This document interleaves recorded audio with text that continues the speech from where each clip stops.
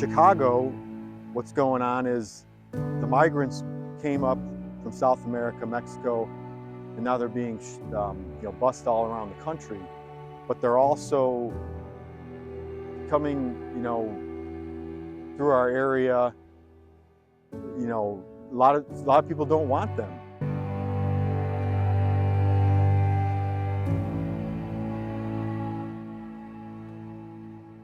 I feel badly for people that have to flee their country because their family may get killed. We talked to a military guy named Edwin from Venezuela, and that was his situation. He was being ordered to essentially be a shakedown artist for the government and collect money from people. And if he refused to do it, his commanding officers basically dismissed him and said, well, then we're going to kill your family. I mean, well, what are you going to do? I just have a lot of compassion for people that come to the United States for that reason. El trabajo que hacen aquí, ¿cómo ayudan a la comunidad? Sí, no somos directamente dando servicios, ¿verdad? Como el nombre dice. This is a topic that's super important to me. I feel like we all have an immigration story.